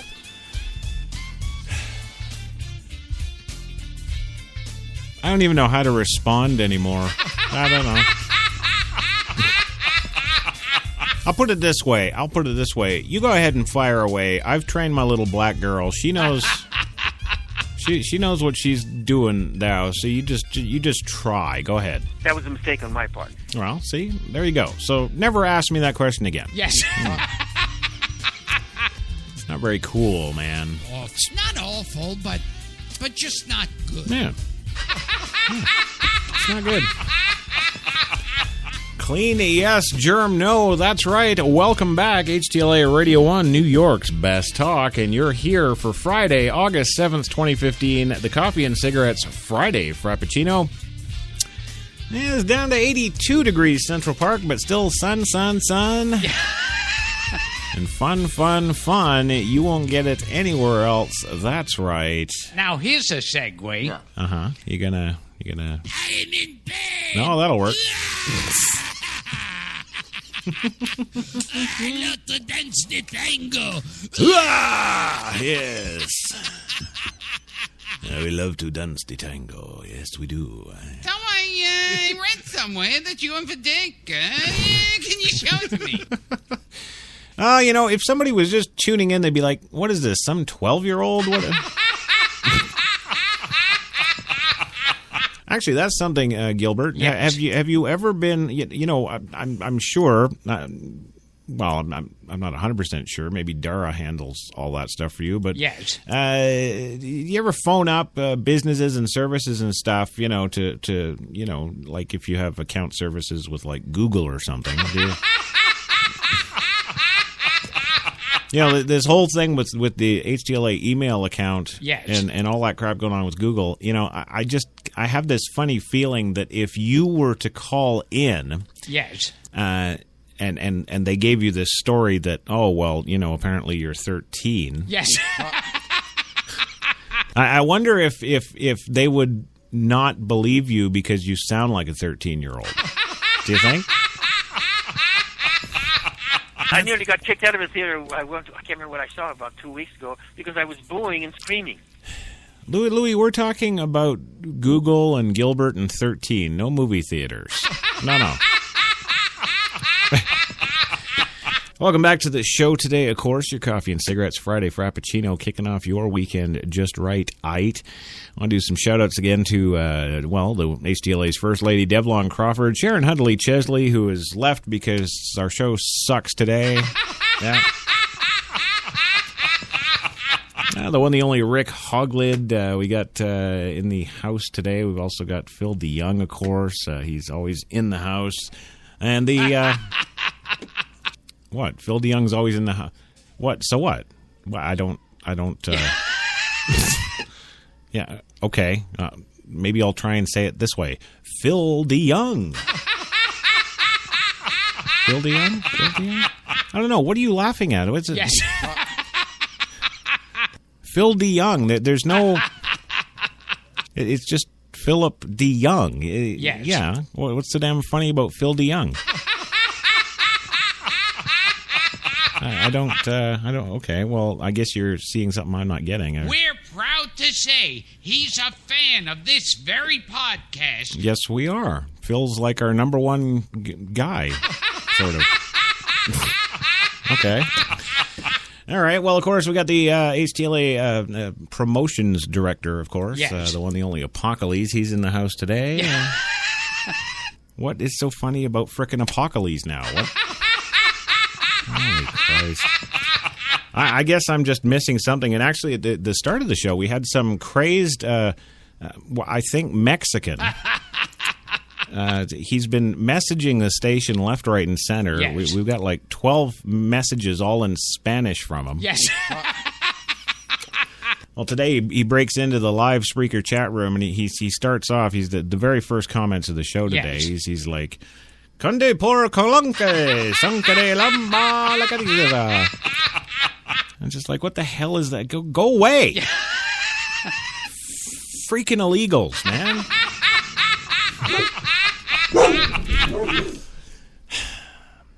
Yeah. Oh, yeah, and you're probably wondering, geez, that sounds like Jenny McCartney's dog. Yes. Yeah. Well, it is. When she went and embarked on her life of porn, she left the bloody dog here. So yes, it's true. Crash does have a new man's best friend that doesn't give head. Yeah. Of course, no big surprise there. I lose my pretty blonde piece of tail and end up with another tail that doesn't do me any good. Right. But I guess I shouldn't complain. Yes. I've got Frankie's mouth now, so. So I guess I won't complain. I'll just leave that the way it is and go on from there. Sex is only the tip of the iceberg. Thanks for that great tip. That was our sexual correspondent, Louis Lawless. Thank you. Yeah. Thanks. Yeah,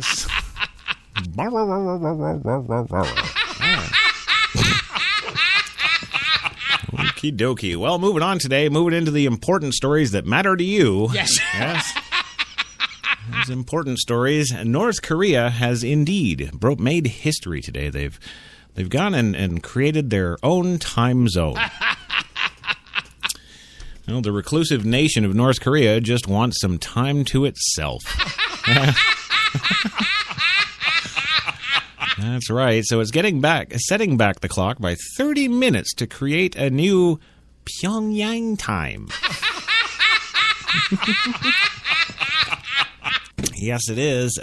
I'm not even kidding. That's what's going on. The time zone will go into effect August 15th as the nation breaks away from the standard put in place by Japan more than 1 century ago. The wicked Japanese imperialists. Yes.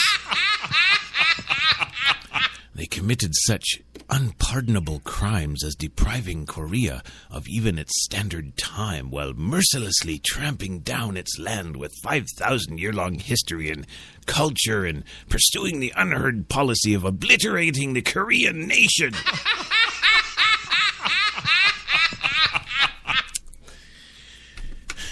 Shut the frick up. Shut up. Well, I wasn't just going off either. That's no, that's an exact quote from the country's official Korea Central News Agency, the KCNA, and it said that today. Japan ruled over the nation, unified Korea from 1910 to 1945, and set the local time 9 hours ahead of Greenwich Mean Time, GMT, for the entire peninsula. The two Koreas were divided north and south after the end of World War II. The date for the new time zone was chosen to coincide with the 70th anniversary of the nation's liberation from the evil Japan Empire. Yes, of course, at the end of World War II. It was the day of historical significance, and it put an end to the history of national sufferings that brought a radical turn in carving out destiny of the country and its people. God, they can't write.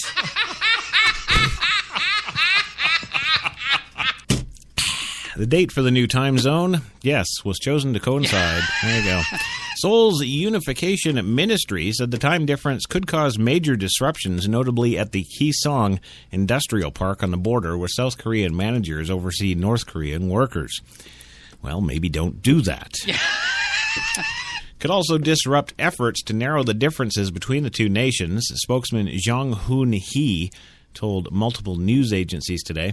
Most time zones in the world differ by increments of an hour from GMT. Some nations, including India, Iran, and Myanmar, have zones offset by a half hour.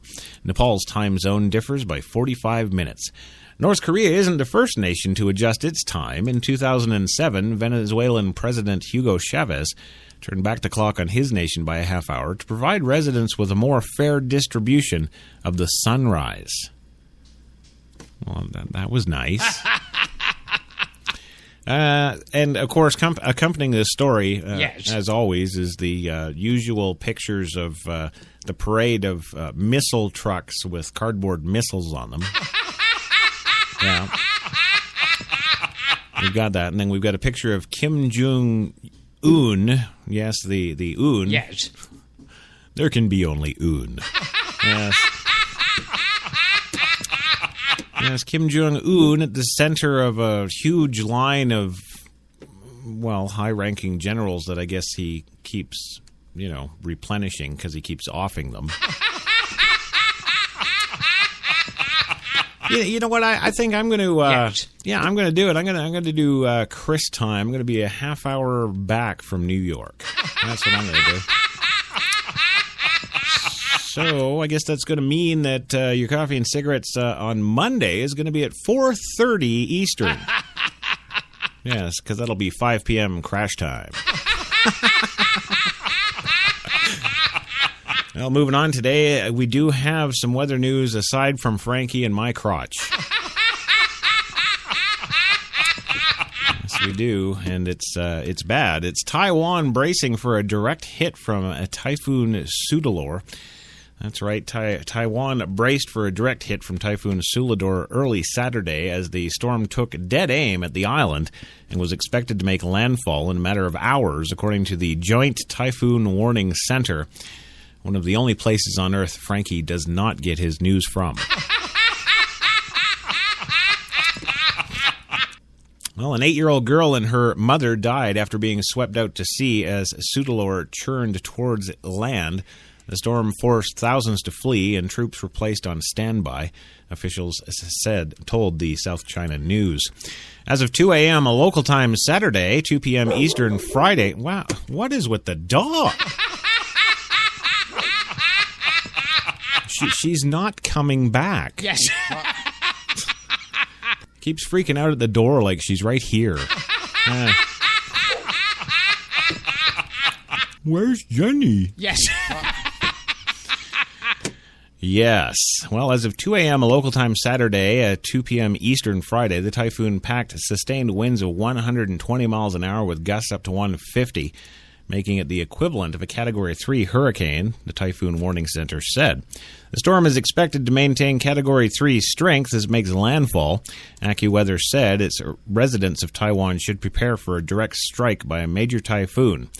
Dave Sumel, AccuWeather meteorologist, said. As of Friday evening local time, Sam Hool said Sudalor had produced a wind gust of 88 miles an hour at Suo in the northeast coast of Taiwan. Winds of more than 101 miles were reported on Japan's westernmost inhabited island of Yungani-jima, the Weather Channel reported.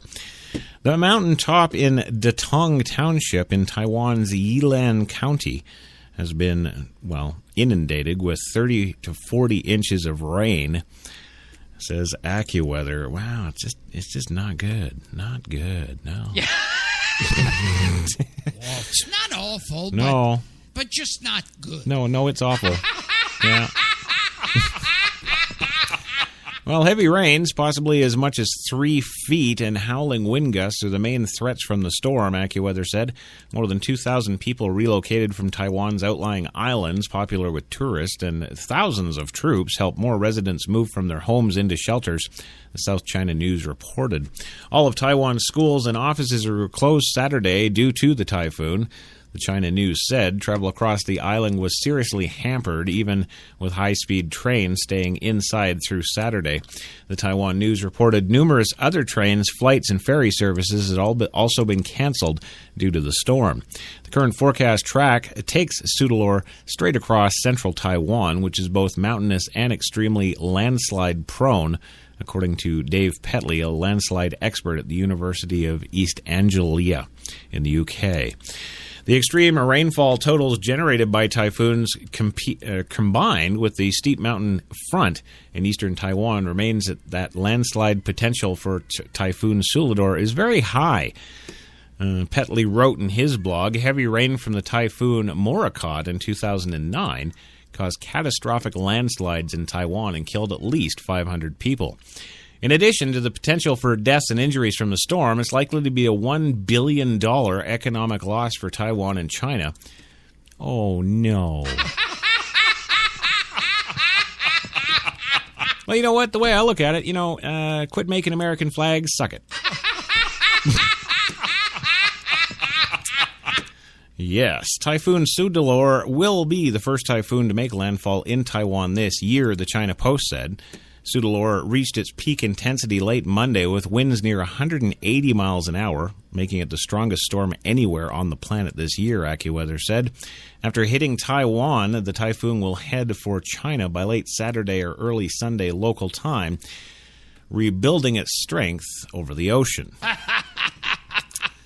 Yeah. So, yeah, you hold on to your butts, China. Yeah. It's going to get real in here. Actually, there's some photos from the International Space Station. Yes. And they look like... You remember the movie Day After Tomorrow? Yes. The superstorms and whatnot? Yes. Yeah, they've got a shot here from the ISS, and, man, it looks exactly the same. It does. It is like most of the globe is covered in this storm system. We're all going to die. Of course, that won't hit us till the winter when it's minus 200. Yes. Right. Well, moving on today, we've got some more stories, of course, in the news coming up after our next break here. Child camping in Yosemite National Park. Now, we brought you this story yesterday. Yes. But different story. Yes. Yeah, I know. That's really amazing. On a news show, you have a different news story the next day than you did the day before. Right. I know. But the fact of the matter is, it's a new news story. Yes. About a new somebody else. Yes. But it's about the bubonic plague from yesterday. Yeah, not even kidding. It's wow, it's getting to be bad, gang. I think we're going to have the Black Plague again. We'll be back in 2. You've got it locked to HTLA Radio 1, New York.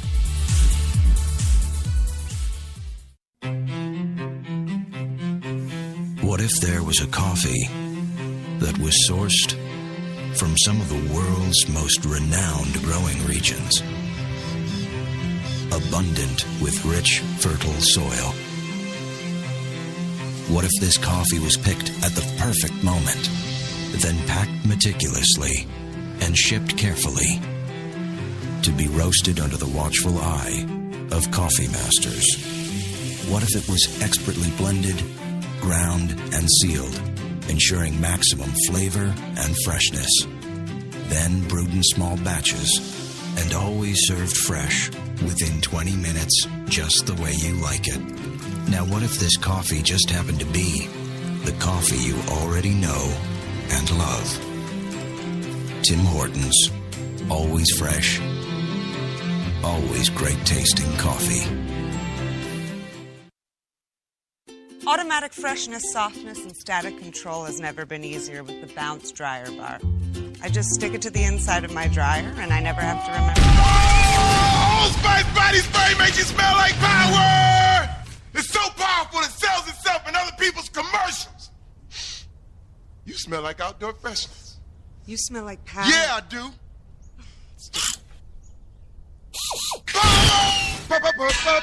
Power! When we arrived at our hotel in New York, the porter was so incredibly careless with our bags. And the room they gave us, it was beautiful. A broom closet. But the worst part was the shower. My wife drying herself with the Egyptian cotton towels. Shower curtain defined that whole vacation for her. Don't just visit New York. Visit TripAdvisor New York. With millions of reviews, a visit to TripAdvisor makes any destination better.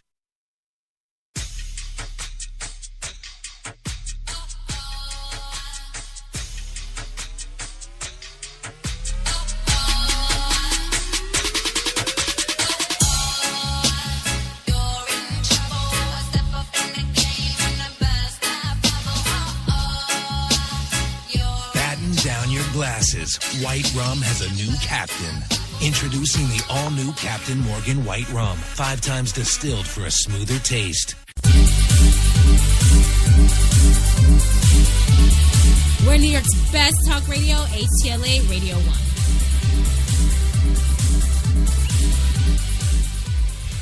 You know what I remember about a story about Pee Wee Herman at Caroline's when it was like in the 20s at one point.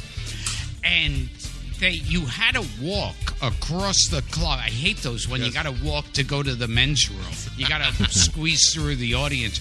And, you know, he couldn't keep his head down and just hide because he's got, like you see Pee Wee Herman from 10 miles away. So he used to keep a jar with him. That's right. Welcome back to Your Coffee and Cigarettes Friday Frappuccino with myself, Gilbert Gottfried, Yes. Louis Lawless. That was a mistake on my part. Right. And the one and only P.P. Herman. Yes. Of course, this is your Friday Frappuccino on Your Coffee and Cigarettes, HTLA Radio 1, New York's best talk for Friday, the 7th of August, 2015. 81 degrees Central Park right now in the sunshine. It's beautiful out there. It is. Yeah. You know, it's funny, Gilbert. Yes. Yeah. We do this show, and it's great, Yes. and we do it, and we do it. It's awesome during the 10 months of winter. Yes. You know. But I don't know. I think we're going to see if we can do some live remote locations from Central Park or something because I'm missing summer. I'm just. You know why, Chris? Because you're such a control freak. You don't want anyone to tell you what to do. Really? Is that? Yeah? You think so, huh? No, I don't. Well, either way, I don't know. I want to do a remote, damn it. Yes. Get the hell out of here. Yes.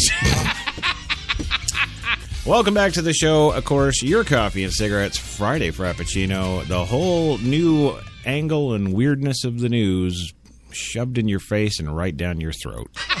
There you go.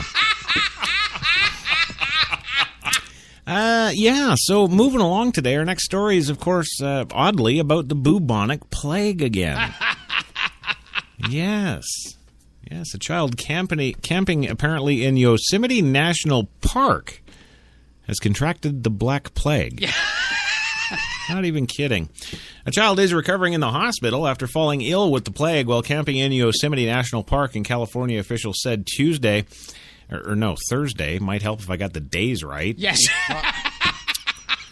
Yes, in mid-July, the child was camping with family at Yosemite's Crane Flat Campground and also visited areas of the Stanislaus National Forest, according to the California Department of Health.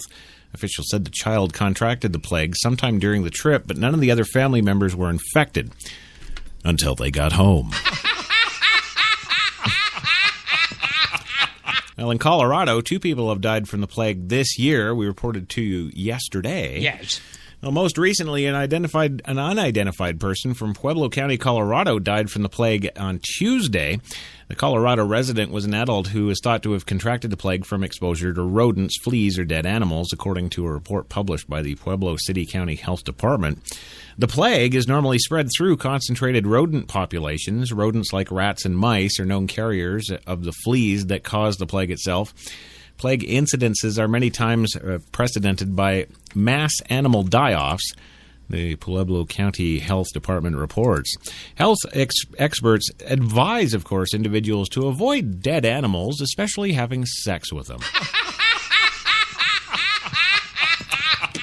And also to treat clothing with insect repellent when hiking to prevent pets from roaming and to avoid sharing a bed with pets.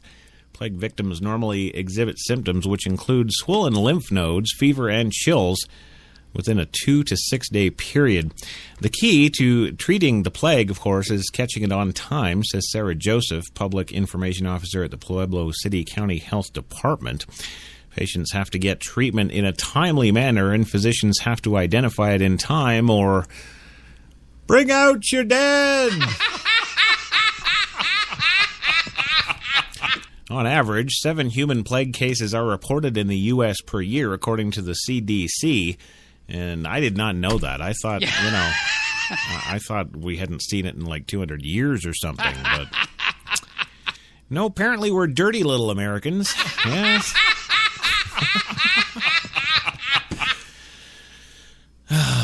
Well, moving on today, our final news story of today to help you kick off your weekend. You know, nothing says have fun, have a great weekend more than, well, political news. So, of course, not to disappoint. Yes. I got the story today for you about the Biden campaign and how it would face infrastructure challenges should he decide to run. I don't think we have to worry about that. I don't think he's that stupid.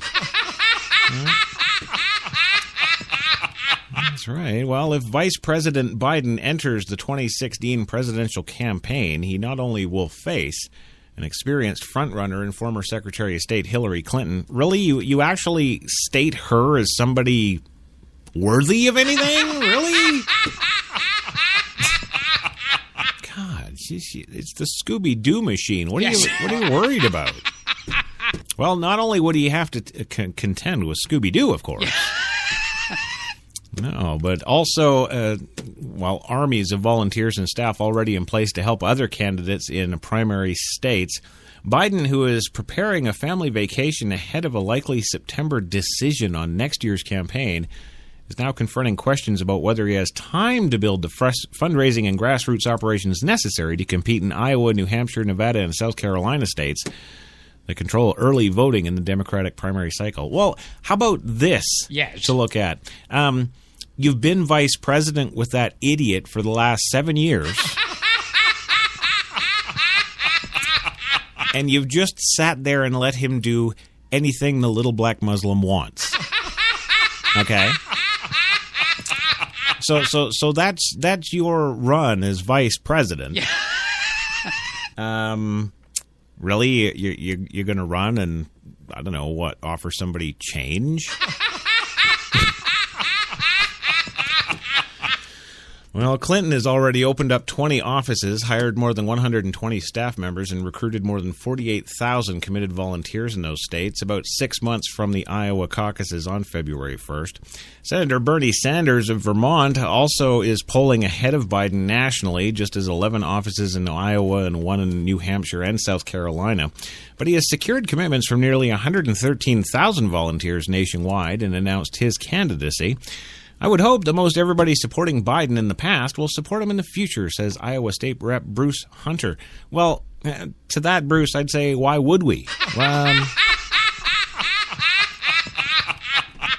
Biden is expected to make a decision by summer's end on whether to launch a campaign for the Democratic presidential nomination.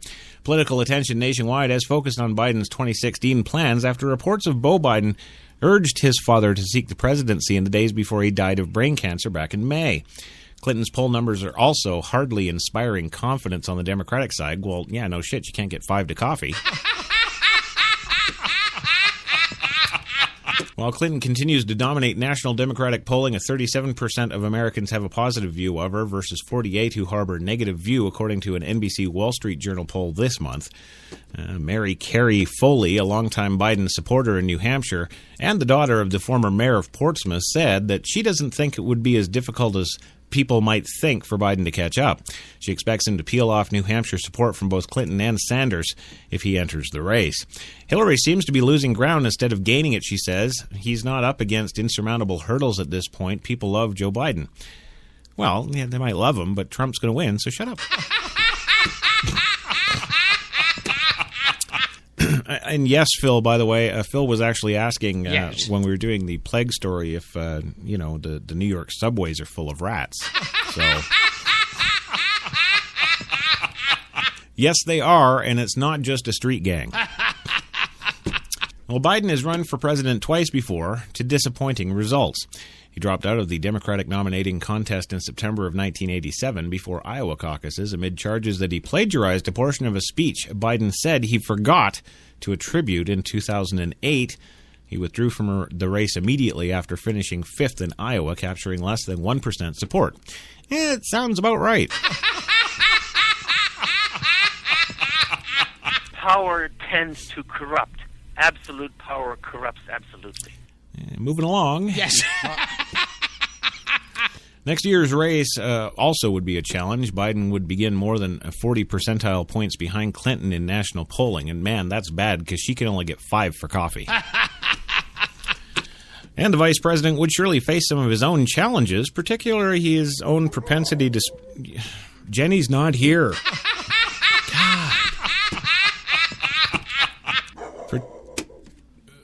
What are you, a deaf dog? She's not here.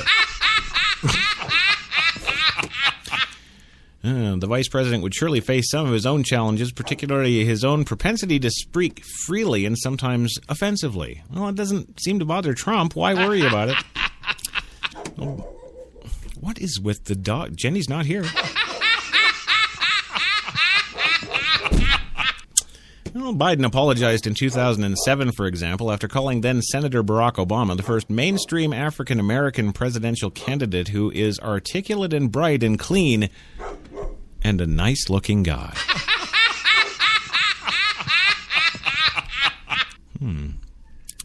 If I could get that nice-looking guy to be my weatherman... University of Virginia political analyst Larry Sabato said the tendency likely would haunt another Biden presidential campaign. Within a week of entering the race, Sabato said, Biden could expect stories galore of his past gaffes and mishaps, reminding people why he wasn't for them in the first place. Biden loyalists in Delaware, where he wounds from Beau Biden's death, remain unhealed, are either pressuring Biden to enter the race or avoid Democratic primary campaigns against Clinton, saying that they will respect the vice president's decision-making process. When he finishes his evaluation, he'll let us know, says David Dalton, a Wilmington lawyer who has supported the political campaigns of both Joe and Beau Biden. Dalton said he has not spoken with Biden about the presidential 2016 candidacy. If the vice president said he was going to run, I'd try to help him in any way he could, he said. Stuart Grant, a Wilmington lawyer and Democratic donor who bundled contributions for the 2012 Obama-Biden campaign, said he's not backing a 2016 presidential campaign with Biden still undecided. Grant was also close to Beau Biden, who accepted a position with Grant's law firm after leaving the Attorney General's office in January. As with all major Biden decisions, my guess is Joe will think about his family and think about all the people involved, solicit their views, and come to a decision, Grant said. Longtime friend Sonia Sloan, who has volunteered on the vice president's political campaigns since 1970, does not hesitate to say that Biden would make a great president. But Sloan is unsure of what Biden might decide on 2016, and she has not discussed a political campaign with him. The family has been through an awful lot, Sloan said. Well, since Beau Biden's death, the Biden family members and close friends have taken to wearing bracelets that read WWBD for What Would Beau Do? Really? If he decides to run, I will do anything I can, Sloan said. He's a very caring, genuine man, and we're all trying to be sensitive of their situation. What's all this sensitivity? Yeah, his son died. Move on. Well, Democratic Rep. John Carney would absolutely support a Biden presidential bid next year, but Carney's camp stopped short of putting pressure on Biden to make one decision or another. Former top Beau Biden aide Josh Alcom contributed to speculation last week by joining Draft Biden 2016, a super PAC attempting to lure the vice president into the Democratic race. Alcorn is no outsider. He traveled with Beau Biden in 2013 to raise money when Biden was considering a 2016 race to become Delaware's next governor, but had to announce those plans publicly. A fundraising blitz resulted in more than $1.4 million in several months. It included a February fundraiser hosted by Senator Chris Dodd at the Beverly Hills Hotel and a $1,200 per person fundraiser at Joe Biden's Greenville, Delaware home in September 2013, a month after Beau was first diagnosed with brain cancer that would ultimately take his life. Blah, blah, blah, blah, blah. Oh man, this goes on for another 20 paragraphs. Screw you! No, I'm sorry. You know what? It's Friday. Yes. I'm done. Yes. Screw you. Yes. I got to go kick this dog. That's what I'm going to do, damn it. I'm going to kick the dog. Well, Louis, thanks for being here, my friend. Always good to have you, as always. We're 5 steps away from winning the Academy Award.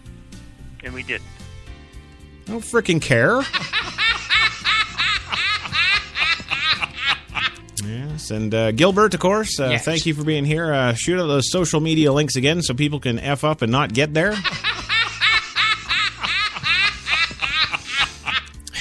You done now? Yes. Okay, do the links. Don't forget to follow us on our Facebook page, on Twitter, and on Instagram. Thank you very much. Can I see your dick? Hey, can I see your dick? Well, thanks for being here, Gilbert. It's always great to have you. See you next week. Have a great weekend. Thank you for listening, and support the show for the love of God. Well, and don't worry, that Bobby Christina news, well, it'll keep till Monday. But yeah, she was poisoned, and I don't care. That's right. Gilbert, where are you on Twitter? On Twitter, yeah. At Real Gilbert, ACP. Okay, where are you on Instagram? And on Instagram, yeah. Gilbert Podfried. Yes. Podfried. Right. You see, it's kind of a pun on the last name. Yeah, we got it. Never mind. No, it wasn't funny. Well, thanks to listeners, HTLA listeners, of course, Devlon Crawford, Phil DeYoung, Sharon Chesley, Greg Howe. The list goes on and on. I ain't listing you all off now. I am out of here. Have a great weekend.